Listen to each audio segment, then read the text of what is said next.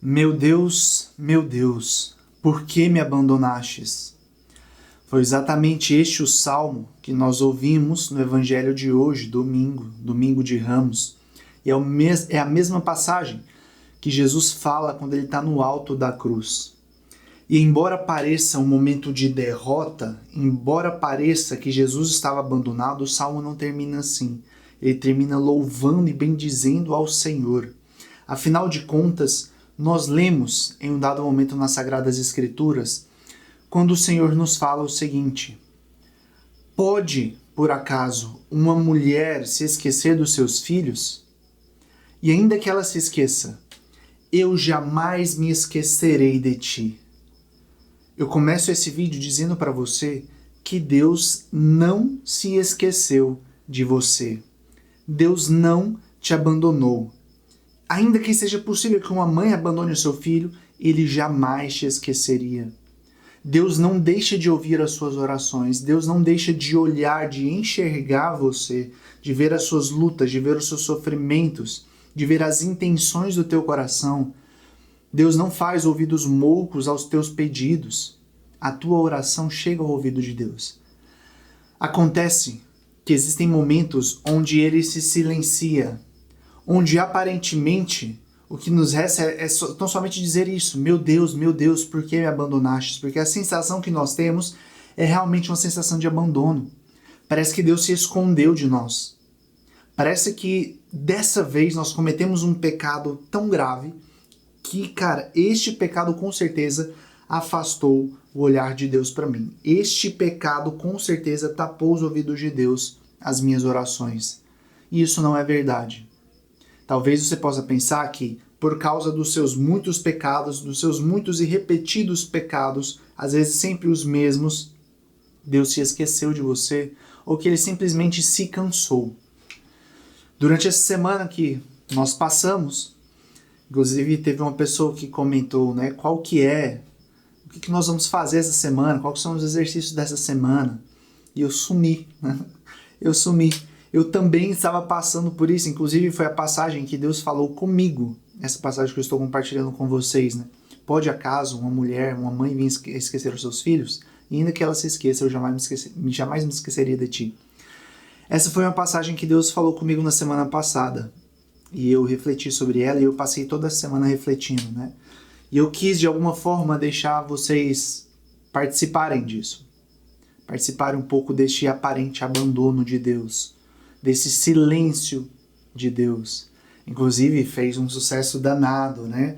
Aquela fala do Frei Gilson no episódio lá com Vilela, no podcast, onde ele fala sobre isso, né? Às vezes, Vilela, tudo que ele fala Vilela lá no final.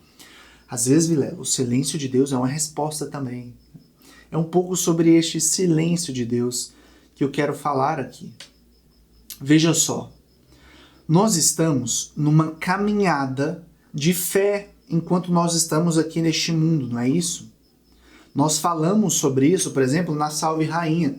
Nós pedimos para que Nossa Senhora rogue por nós, olhe por nós, que estamos aqui gemendo e chorando neste vale de lágrimas. Estamos nessa passagem. A palavra paróquia, por exemplo, ela vem do grego paroquia, que significa acampamento de peregrinos. Uma paróquia, uma comunidade, é um acampamento onde nós, que somos estrangeiros neste mundo, estamos vivendo aqui como estranhos a este mundo, ou pelo menos assim deveria ser, estamos alheios aos valores, à cultura, né, deste povo aqui. Nós nos reunimos lá na paróquia, no nosso acampamento. O acampamento significa que nós não somos moradores aqui, né? Nós levantamos acampamento quando nós só estamos de passagem. Queremos passar um tempo ali, e aí a gente depois pega e segue viagem. Então a paróquia é este lugar onde nós peregrinos vamos lá, nos acampamos e estamos ali falando das coisas do alto, estamos ali nos animando, estamos ali recebendo do pão vivo que desceu do céu, que simboliza lá o maná também, do povo de Deus no deserto. Enfim, isso me remete que nós estamos numa caminhada. Quem acampa, sim, está numa caminhada. E durante esta caminhada, durante esta jornada, nós temos que entender uma coisa. Deus está nos formando. Deus está nos moldando ao longo dessa caminhada. Eu preciso que isso aqui entre na sua cabeça de uma vez por todas. Tudo o que te acontece e se a tua vida está de fato nas mãos de Deus, tudo o que te acontece é para te formar. Lembre-se sempre da passagem de Romanos, capítulo 12, capítulo 8, não sei, tá lá, acho que capítulo 12, onde ele vai dizer que todas as coisas cooperam para o bem daqueles que amam a Deus. E todas as coisas são todas as coisas mesmo. Quando Deus fala, é para o teu bem. Quando Deus se cala, é para o seu bem. Quando Ele aparentemente está o tempo inteiro ali na sua presença, parece que Ele é uma pessoa que está ali mesmo, né? Alguém que está ali quase que tocando você o tempo inteiro. Você sente a presença muito forte. É para o teu bem, é para te formar. Da mesma forma, quando Ele parece que desapareceu. Quando você vai para a Santa Missa, quando você reza o terço, quando você, sei lá, aparentemente você perde a fé, tudo é para te formar e para te salvar. Ao longo dessa caminhada, ao longo dessa nossa jornada, é assim que a vida acontece. E eu quero te chamar a atenção para uma realidade a respeito das 3 virtudes teologais, por exemplo. Veja só, quando Moisés chega lá para o povo que estava, né, já escravo há muitos anos no Egito, Moisés chega com uma promessa para eles. Moisés chega prometendo que eles haveriam de ir para um lugar que Deus havia reservado, um lugar para eles próspero, onde eles seriam livres, onde emanaria leite e mel, enfim, tudo que eles plantassem iria florescer, porque era um terreno fértil. Então ele faz essa promessa para o povo que vivia já ali há muito tempo na escravidão. Imagine que uma pessoa, um pregador, um Moisés, a gente lembra do Moisés Rocha, mas imagina que um Moisés, um pregador, um homem de Deus, uma pessoa de Deus, chega para você e ele te faz uma promessa assim. O que é que você precisaria para acreditar num cara desse e não achar que ele é louco? O que é que você precisa para crer em uma promessa de Deus? Você precisa de fé, não é isso? A fé é o primeiro elemento que aparece no nosso coração. É um dos primeiros dons das virtudes teologais que são infundidas na nossa alma. Eu creio naquilo que eu nem mesmo estou vendo, mas eu creio na pessoa que me falou. Eu creio no Cristo. Eu creio nessa palavra. E ela age aqui como uma virtude sobrenatural, porque eu posso muito bem olhar para uma promessa e achar que aquela pessoa que está falando em nome de Deus para mim está doida. É coisa da cabeça dela. Então, para eu crer que realmente é Deus, eu preciso de uma infusão da graça sobrenatural. Este é o dom, né? E a virtude da fé. Então, a pessoa chega com uma promessa. Eu preciso de fé para crer. Maravilha. Então, diante de uma promessa, eu tenho essas duas opções. Eu creio ou eu não creio. Eu acredito que, de alguma maneira, você recebeu uma certa promessa de Deus para a sua vida. Seja uma promessa do céu, seja uma promessa da eternidade, seja uma promessa de algo ainda sobre o que vai acontecer nesta vida, algum chamado, alguma coisa. Você leu as Sagradas Escrituras, você acreditou que aquilo era verdade, você teve fé. Todos nós temos essa primeira experiência de fé. Maravilha. Só que agora existe uma questão. Eles acreditaram. Só que entre a promessa e o cumprimento da promessa, existe um deserto. Existe um longo caminho, que na verdade assim, não chega a ser bem um longo caminho. Vai depender muito da nossa obediência, da nossa confiança em Deus ou não. Porque veja só, eles recebem a promessa, né? Então eles saem do Egito.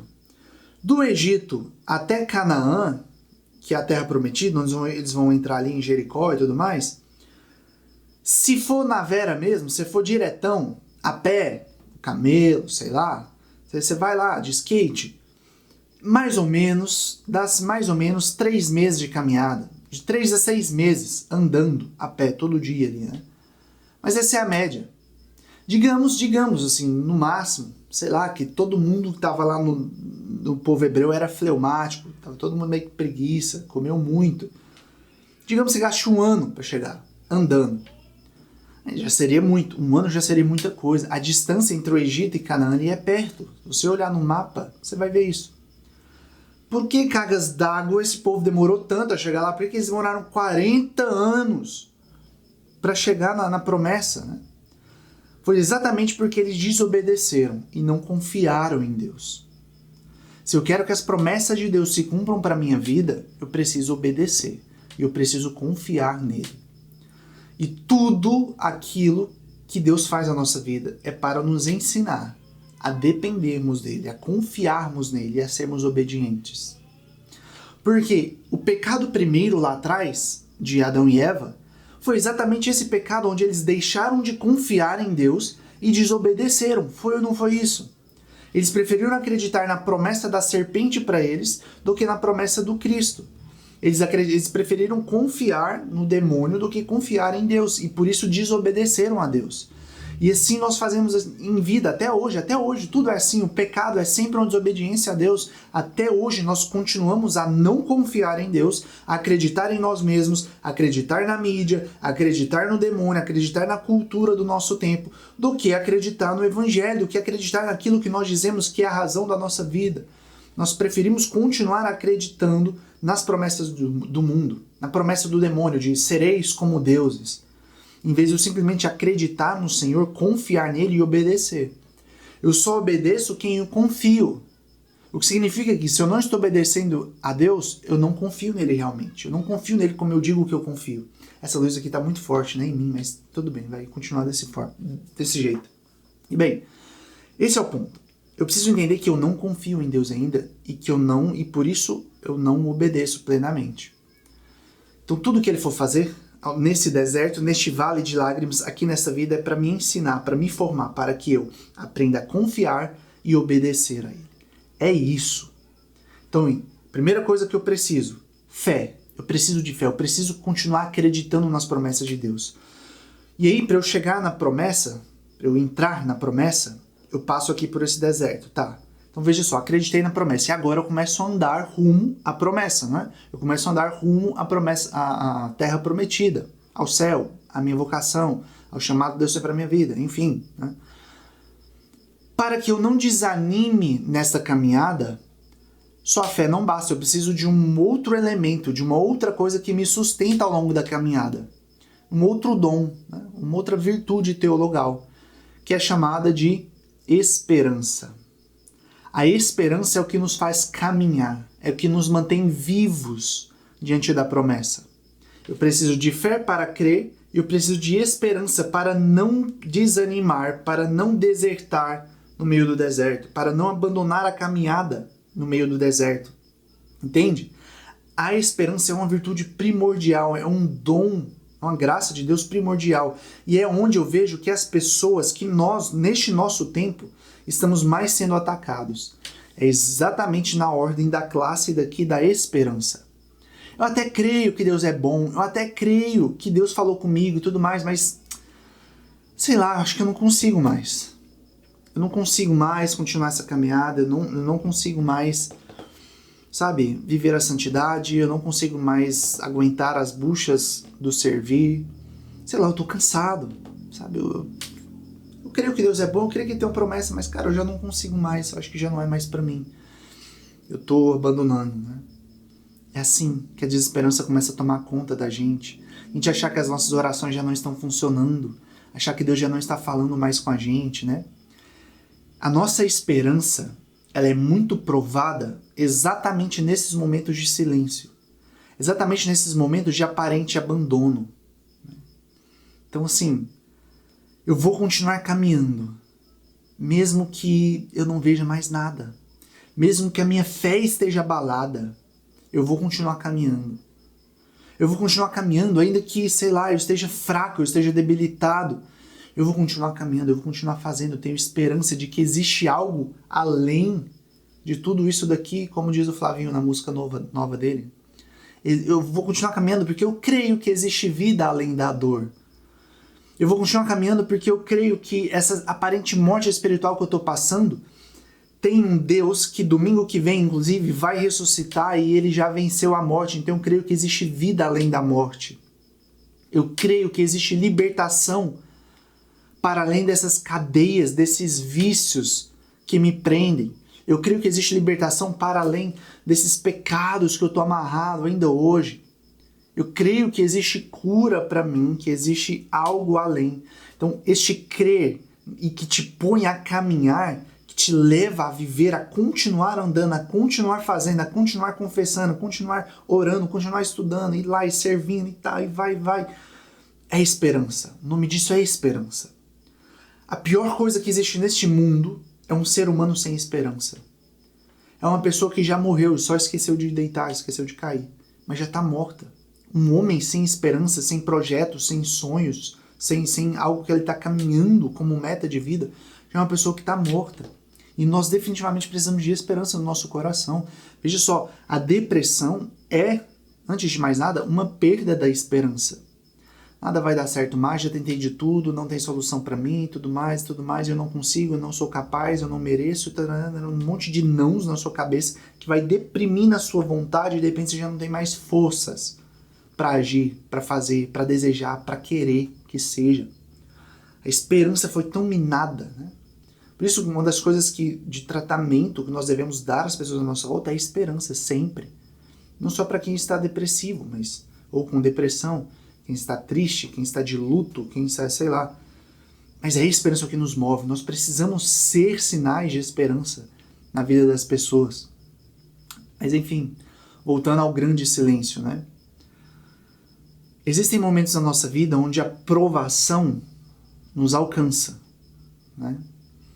A tentação está sempre aí. Agora, a provação, que são duas coisas diferentes, e deixa eu falar para vocês, no meu canal no YouTube, eu sou o Robson, nós temos ainda os vídeos do Enraizados do ano passado. E lá tem alguns vídeos muito bons, apesar da qualidade da imagem não estar muito boa, o conteúdo em si está muito bom. E eu gostaria muito que vocês assistissem, para entender a diferença de tentação, de provação e tudo mais. Veja só, não sei se você já reparou uma coisa. Na prova, imagina você está na faculdade, no colégio, enfim. Normalmente antes da prova o professor faz um aulão, né, de tira dúvidas. Um aulão, você vem, você pergunta tudo, tira todas as suas dúvidas, que na hora da prova eu não sei de nada, né? Então ele prepara aquele dia especialmente para que você possa tirar todas as suas dúvidas, ficar lá conversando, enfim. Eu reparei uma coisa na minha vida, né? Quando eu começo a ouvir muito a voz de Deus, quando eu começo a distinguir muito claramente a voz de Deus e de uma maneira assim muito frequente, Deus está falando comigo de um modo muito frequente, Ele começa a me mostrar muita coisa, é maravilhoso, fico muito feliz com aquilo, com esse período, só que eu já fico com o coração assim, eu falei, velho, já vem, lá vem, vai dar merda, sabe? Eu já fico assim, vai dar ruim. Porque eu sei que logo em seguida ele vai se calar. Ele vem, ele faz um aulão comigo, o que você tem para perguntar? Pode perguntar tudo que eu vou te responder. Tem períodos que eu observo isso na minha vida. Eu tô perguntando, tô conversando com Deus, tá lá, ele tá falando, né? Eu falo, cara, que maravilha, mas nossa, eu não quero nem ver o que vem pela frente. Porque o que vem pela frente é a prova. Se nesse aulão ele tá tirando dúvidas, depois o que vem é o quê? A prova. Né? É o deserto lá, é a caminhada. Onde eu sei que vai exigir de mim esperança. Onde a minha esperança vai ser tentada. E, nossa, é terrível ser tentado na ordem da esperança. Se ser tentado na classe da fé já é ruim, já é muito ruim, na esperança então, amigo, mas tá bom, né? Vamos lá. Chega o dia da prova. O professor, né, ele já era, você quer perguntar alguma coisa para ele, professor, quanto que é 2 mais 2? Sei lá. Ele fala, não sei, né? Isso quando ele te responde, só fica te olhando assim, né? Interessante que na hora da prova, o professor tá lá. Só que ele não vai te responder, ele não vai te ajudar, porque ele já te ajudou quando ele deveria te ajudar. Ele já te deu todas as direções, ele já te deu todo o caminho, ele já te deu todas as instruções, ele já te muniu, ele já te capacitou para fazer aquela prova. E aí chega no momento da prova, ele se cala. Né? E esses são os momentos que nós passamos por esse silêncio de Deus. Eu tô ali e falo, Deus, e aí, o que eu tenho que fazer agora? E aí, Deus, o que é o próximo passo? O Senhor está com raiva de mim? A minha vida está te agradando? Eu devo dizer sim ou não a essa escolha? Como é que é? Senhor, o que está acontecendo? Fala alguma coisa comigo. E Deus se cala, né? São os momentos de provação. É o momento de você olhar para trás. O que você tem que fazer na hora da prova? Você não tem que puxar na sua memória, você não tem que buscar um resgate, tipo assim, cara, como que eu resolvo isso daqui? Eu tenho que me formar, eu tenho que ter estudado antes, ter me preparado para aquela prova. A nossa vida deve ser essa preparação para essa prova, essa preparação para quando Deus se calar.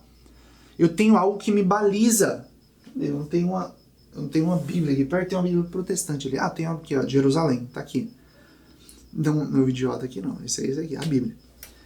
Eu tenho algo que me baliza, que me dá uma direção, mesmo quando Deus se cala. E na verdade Ele está sempre aqui falando, tem sempre uma direção muito clara na nossa vida. Só que a gente quer ouvir a voz dele, a gente quer estar ali e tal, mas, enfim. E uma coisa que você tem que ter em mente, embora ele não fale, embora, né, você esteja ali desesperado, Deus fala comigo, Deus me dá a direção, por favor, me ajuda nisso aqui, eu não vou conseguir fazer essa prova, eu não vou conseguir passar por essa prova. O professor está lá na sala de aula, né? Ele não fala nada, parece que ele não está presente, mas ele está lá. Ele está te olhando aí, né? Ele fica olhando pra ver se está colando, se está fazendo bem, está sendo justo, mas ele está lá, está te olhando. E é exatamente isso, galera. É exatamente isso que acontece na nossa aprovação. Deus está lá. Deus está nos olhando.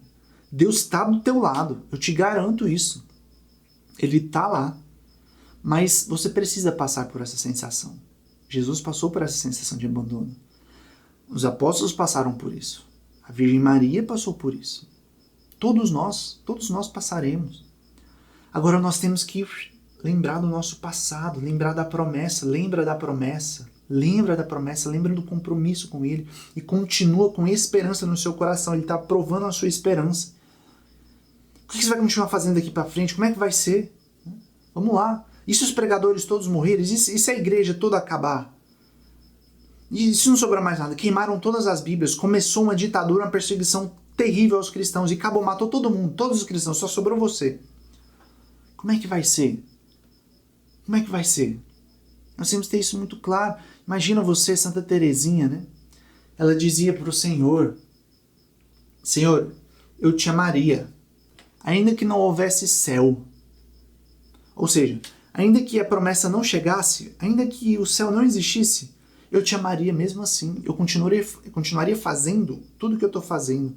Eu continuo te amando da mesma forma. Porque tudo que o Senhor já fez por mim, passado lá atrás, já valeu a pena. Ainda, ela dizia, ainda que o Senhor pare de me amar hoje, ainda que o Senhor não faça mais nada por mim hoje, a partir de hoje, eu te amaria mesmo assim. Eu seria fiel até o fim mesmo assim, por tudo que o Senhor já fez. Porque eu tenho uma gratidão profunda por tudo que o Senhor já fez. Ela continuava caminhando com esperança. Mesmo que não houvesse mais nada. Mesmo que Deus parasse de amar ela. Mesmo que Deus abandonasse ela eternamente.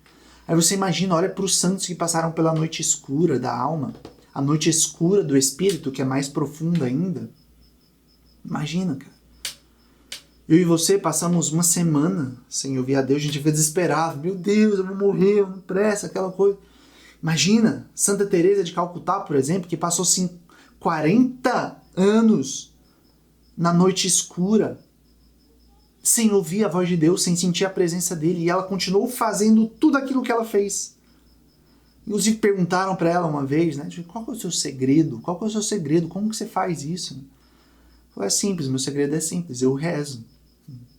Uma vez que ela beijou a mão, né, beijou uma pessoa leprosa, um beijo no pé, na mão, enfim, uma pessoa leprosa. Você pensa, né, tava na carne viva, aquela coisa assim, ela deu um beijo. E aí um repórter falou para ela, né, eu não faria isso daí por dinheiro nenhum no mundo. E ela disse, né, eu também não. Eu também não. Jamais faria isso aqui por algum dinheiro. Era por amor. Olha a obra, olha o tamanho da alma que foi Santa Teresa de Calcutá. Veja todos os outros grandes santos. Padre Pio, como foi abandonado pelo Senhor. Olha o tamanho da alma dele, olha o tamanho deste homem. E tantos outros exemplos que nós poderíamos dar, né, citar aqui. Mas veja, nós precisamos caminhar. E se não tivéssemos Padre Paulo Ricardo, se não tivéssemos Frei Gilson, se não tivéssemos pessoas que nos ajudassem, e aí? Você ia parar? Você ia desistir? O Robson, acho que ele não está conduzindo muito bem enraizados, e de fato eu poderia estar fazendo melhor tudo isso daqui, mas o tempo não me permitiu isso. É uma pena, mas enfim, né, circunstâncias da vida, tudo bem. Mas não tá legal. Tá, mas e aí, você vai parar por causa disso? O meu grupo de oração, o povo tá assim, meus coordenadores estão X, estão Y, eu não acho que tá bom, e aí, você vai parar? Vai lá. Então vai, bebe da fonte, vai nas Sagradas Escrituras, bebe, estuda, faz um estudo exegético, desenvolva, busca, reza o rosário, vai pra Santa Missa, sabe, se aprofunda, sem depender de ninguém, e vai, Senhor, tá, o Senhor se calou, mas eu continuo crendo e eu vou fazer mesmo assim, eu vou até o final. Entende? O silêncio de Deus não é necessariamente tipo uma punição. Pode ser também, mas não é necessariamente uma punição, entende? pode ser, ele está te provando, ele está te formando, ele está gerando e desenvolvendo em você também, sobretudo, a esperança. Para que aí, lá no final, eu chegue à promessa, ou eu chegue na terceira virtude, no terceiro grande dom que nós recebemos, que é a virtude da caridade. Este amor infuso em nós pelo batismo também, né? As 3 virtudes teologais são infusas em nós pelo batismo. E o ápice delas é a caridade, este amor sobrenatural. E tudo que nós fazemos, nós cremos e nós esperamos para que nós possamos amar. Tudo, o amor eu vou me unir, né, com o amado. Está extremamente unido com ele. Inclusive tem um lema dos cartuchos que eles falam isso, né? Prossiga, até que já não seja mais possível crer sem amar. É uma coisa só. Eu creio e eu já amo.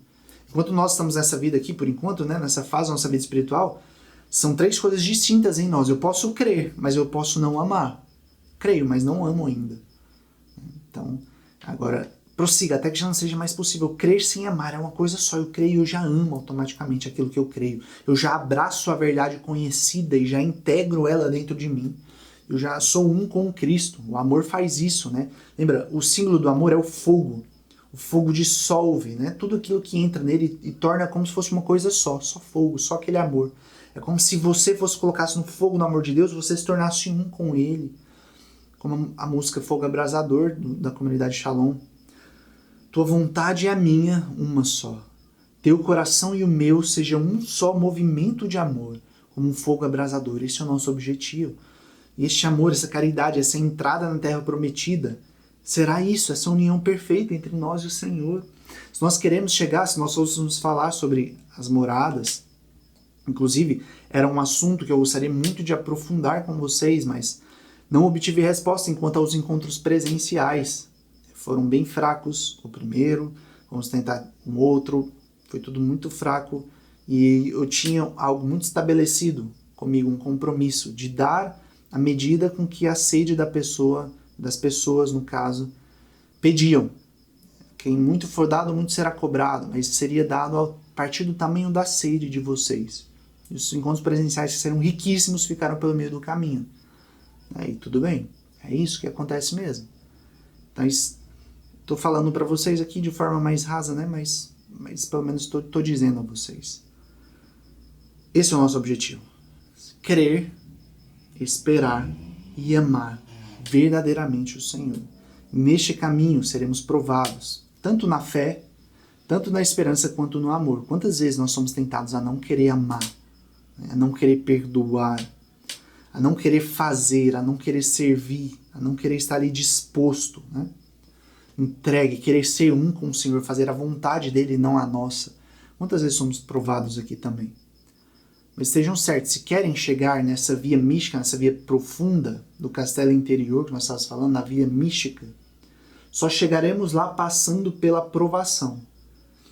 Seja uma provação nossa, assim, uma renúncia ativa nossa, uma mortificação ativa nossa, de renúncia, de desapego e tudo mais, seja passando por uma provação, por uma purificação passiva, que é o Senhor que age em nós. E aí entra a noite escura da alma, a noite escura dos sentidos, perdão, a noite escura dos sentidos, que tem 1 e 2, e a noite escura do espírito também, dividida em 2 partes. E bem, é um tema maravilhoso, um tema profundo, mas, como eu falei para vocês, foi do tamanho da sede. E bem, durante essa semana do silêncio que nós passamos, eu gostaria que você observasse como foi a sua conduta. Quais foram os seus pensamentos? O que se passou no teu coração ao longo dessa semana? O que você vivenciou? Gostaria que você pegasse tudo isso e anotasse. Deixasse isso anotado, fizesse isso, né, de uma maneira profunda para não desperdiçar tudo aquilo que você passou, tudo aquilo que você sentiu ao longo dessa semana. O que você gostaria de ter ouvido de Deus e não ouviu? O que você esperava, por exemplo, que eu falasse com vocês, exercício, sei lá, alguma coisa, e que não teve? O que você sentiu? Como foi? E daqui para frente, daqui em diante, ao longo dessa Semana Santa, nós estaremos, claro, aqui sempre juntos. E eu gostaria de incentivá-los a participar da Santa Missa todos os dias durante essa Semana Santa. Vivenciem todos os dias e busquem o silêncio interior. Esse é o grande exercício de vocês ao longo dessa Semana Santa. Silencie. Silenciem, cara. Silencia série, filme, música, conversa, saída com amigos. Participem dessa semana maior, dessa grande semana, Semana das Semanas, de modo profundo, compenetrado. Para isso, vivam um silêncio profundo para ouvir a voz do Senhor. Às vezes, quando Deus se silencia, Ele também quer que a gente se silencia, né?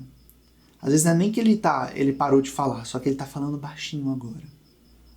Interessante, quando Ele vai falar com o profeta Elias, Ele manda que Elias suba um monte lá, né? E fala, lá eu falarei com você. Isso é interessante, né? Deus estava falando com ele ali, diante dele, fala, não, eu não vou falar com você aqui, eu vou falar com você lá em cima do monte. Fala, Deus, mas o Senhor está aqui já, o Senhor já está falando comigo, por que a gente não termina? Fala aqui agora. Não, lá no monte. Às vezes Deus pede isso pra gente, Ele quer falar com a gente, só que Ele quer falar com a gente lá no monte. Ele quer falar com você em determinado lugar, você precisa andar. Você precisa se mover para que Ele fale com você. Você precisa sair de onde você está e ir para onde Ele está te mandando para que Ele fale com você lá. Isso é importante a gente entender também. Enfim, Ele vai, e quando Ele está lá na porta da caverna, né, ele ouve que Deus ia passar. Então Ele sai, ele estava dentro da caverna, Ele sai, vai para a porta da caverna. E aí vem um vento forte, impetuoso, Ele vê que Deus não estava no vento forte. Aí vem um tremor de terra, vem um terremoto, Ele vê que Deus não estava no tremor. Vem uma tempestade, Ele vê que Deus não estava na tempestade. De repente começa a pairar uma brisa leve, uma brisa suave. Começa a parar. E aí Ele vai e sai da caverna. E abaixa sua cabeça e começa a adorar o Senhor. Ele reconhece ali na brisa suave a presença de Deus. É interessante, né? Na brisa, não foi no barulho, não foi no estrondo, no vento forte, impetuoso, não foi na sarça ardente. Foi na brisa suave que Deus falou com ele. Nós precisamos falar alto com quem está longe. Se a pessoa está longe, você grita, você fala alto, você quer chamar, ela está longe. Agora, quando a pessoa está perto, nós só podemos sussurrar, você fala baixinho, você só sussurra. E a pessoa ouve. E só ela ouve. Porque isso é intimidade, é algo que você quer falar só para ela. Então, às vezes não é que Deus se silenciou, Ele só está falando baixinho. Quando Deus se silencia, você também precisa silenciar. Para tentar ouvir a voz dele ali. Às vezes Ele está sussurrando. E o que significa que Ele não quer você longe. Ele não quer ficar falando alto com você.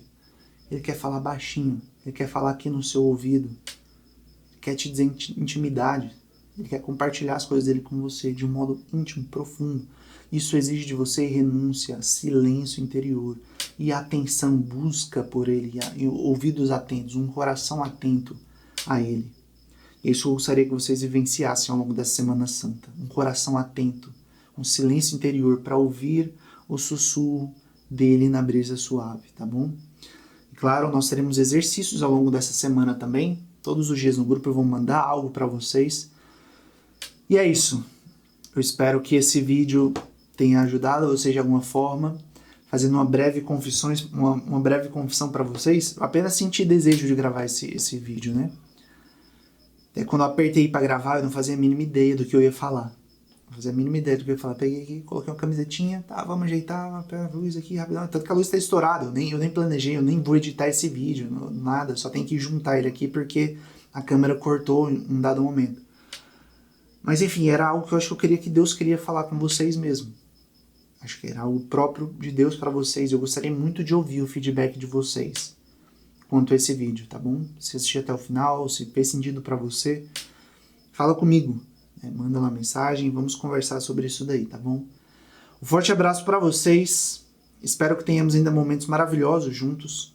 Tenham uma ótima Semana Santa. Contem comigo. Deus abençoe imensamente. Até mais.